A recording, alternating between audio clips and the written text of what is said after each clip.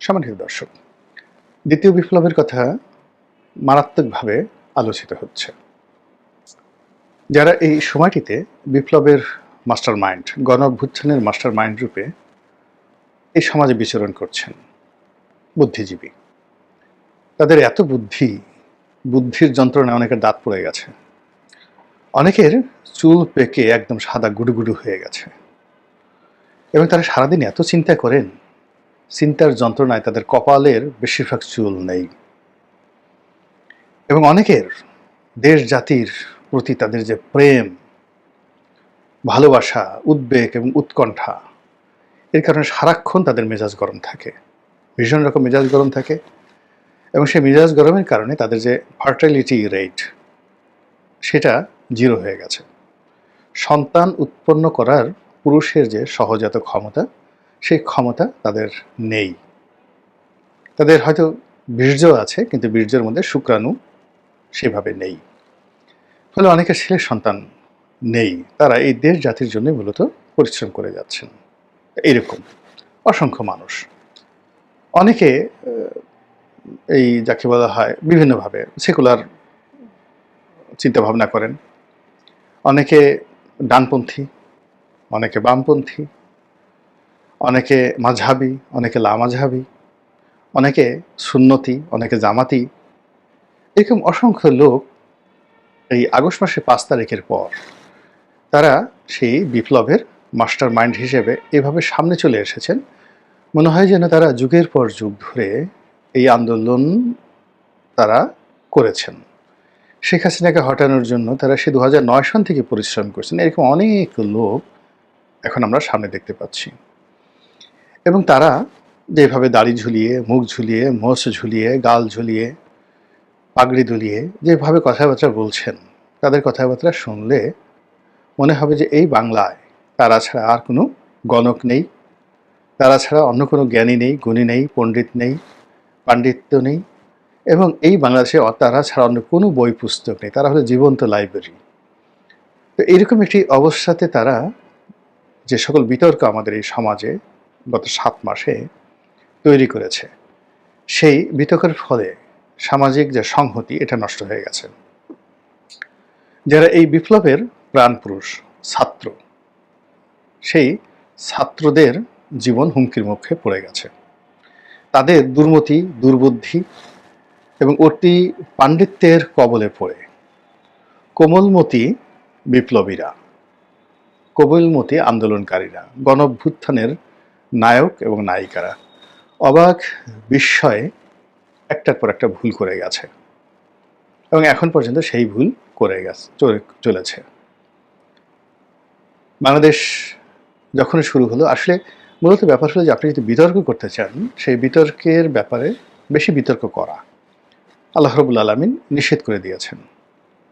এর কারণ হলো আল্লাহ বলেছেন যে তোমাদেরকে আসলে খুব কম জ্ঞান দেওয়া হয়েছে। আমা উথিতু মিনাল ইলমি ইল্লা কলিলা। মানুষদেরকে আল্লাহ খুব কম বুদ্ধি দিয়েছেন।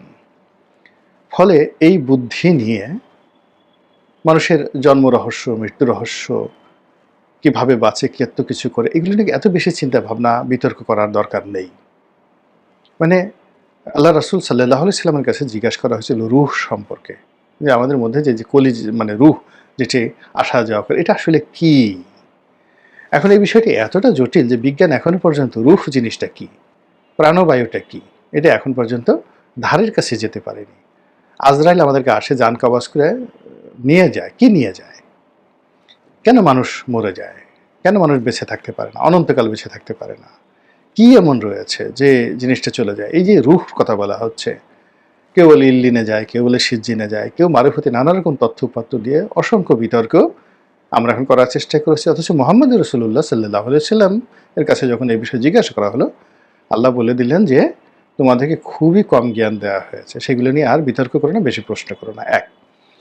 2 নম্বর হলো যে প্যাঁচ লাগায়ও না, শুধু বিভিন্ন বিষয়ে প্রশ্ন করা, অতিরিক্ত প্রশ্ন করা এবং বিতর্ক তৈরি করা, একটার পর একটা ঝামেলা তৈরি করা, এগুলোর ফলে ফিতনা তৈরি হয়। এবং যে কোনো ফিতনা যাকে বলা হয় হত্যার চাইতেও, মানে ফিতনা যারা সৃষ্টি করে তারা হত্যাকারীর চাইতেও অধম। মানে ফিতনা হত্যার চেয়েও জঘন্য, এইভাবেই কিন্তু ইসলামে বলা আছে। এই ফিতনা সৃষ্টি করার ক্ষেত্রে মুনাফিকি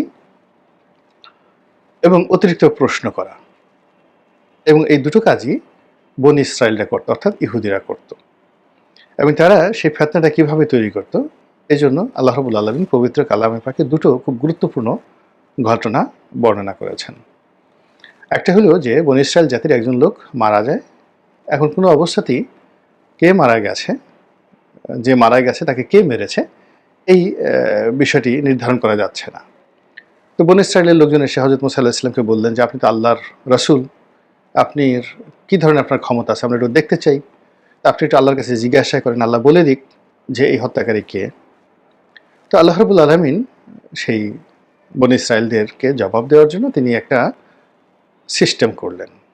কেননা তিনি সরাসরি নাম না বলে তিনি এরকম একটা পরীক্ষা করলেন, কাজ করলেন, যাতে করে ওই কর্মটি করলে, অর্থাৎ একটি গোবৎস, সেই গোবৎস জবাই যদি করা হয়, তাহলে সেই গোবৎসের জবাইয়ের যে মাংস ওই মৃত ব্যক্তির শরীরে স্পর্শ করা মাত্র সে মুহূর্তের মধ্যে জেগে যাবে এবং সে নিজেই সাক্ষ্য দেবে আমাকে অমুক খুন করেছে, তারপর সে আবার মরে যাবে। এই হলো কাহিনী। এরপরে শুরু হলো সেই বাছুর, মানে মানে গরুর যে গরুটিটা কেমন হবে, রং কেমন হবে, বাড়ি কোথায়, খুর কেমন হবে, লেজ কেমন হবে, রং কেমন হবে, হাজার রকম প্রশ্ন করে পুরো বিষয়টিকে এমন জটিল করে তোলা হলো, এখন আর ওই গরু তো পাওয়া যাচ্ছে না খুঁজতে খুঁজতে। এবং এটাই হলো বিতর্কের, যাকে বলা হয় খারাপ দিক, যেটা আল্লাহ নিষেধ করেছেন যে অযথা বিতর্ক করো না, অযথা প্রশ্ন করো না। ২ নম্বর হলো যে আরেকটা কাহিনী এরকম আছে, এই ধরনের অহেতুক ঘটনা থেকে, কিউরিসিটি থেকে যেখানে ফিতনা তৈরি হয়। যেমন একজন মূর্তি পূজক ছিলেন, মূর্তি বানাতেন, হারুন আস-সামিরি। তো হারুন আস-সামিরি তিনি ওই বনী ইসরায়েল জাতির সঙ্গে নীল নদ বা সমুদ্র পাড়ি দিচ্ছিলেন। তো তিনি যখন পাড়ি দিচ্ছিলেন, হঠাৎ করে তার নজরে এলো যে হযরত জিবরাইল আলাইহিস সালাম যে ঘোড়ায় করে পার হচ্ছিলেন, সেই ঘোড়ার খুরে যে ধুলা উড়ছিল, সেগুলো মুহূর্তের মধ্যে স্বর্ণ রেণুতে পরিণত হয়ে যাচ্ছিল। তো এটা সে যেহেতু মূর্তি বানাতো, তো তার হঠাৎ করে কিউরিওসিটি জাগলো এবং কোনো রকম চিন্তা ভাবনা না করেই তিনি করলেন কি, সেখান থেকে সেই স্বর্ণ রেণুগুলো তিনি সংগ্রহ করলেন এবং নিয়ে গেলেন।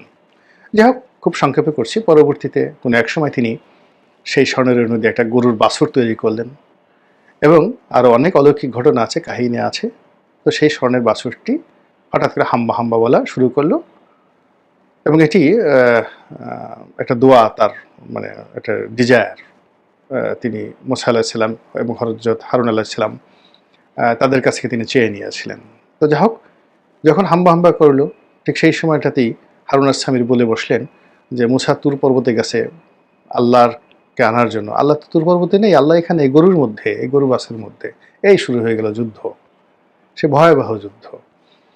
তো এই যে ফিতনা, এই ফিতনাগুলো আমাদের এই বর্তমান জামানাতে অহরহ হচ্ছে, যখন আপনি কোনো জ্ঞানী লোক ইন্টেলেকচুয়ালি এইভাবে একটি সম্ভাবনাকে, তাই সেই যাকে বলা হয় নিজেদের মধ্যে থেকে সেটাকে বিভ্রান্ত করে ফেলে। যেমন ধরুন আমি সমালোচনা করছি,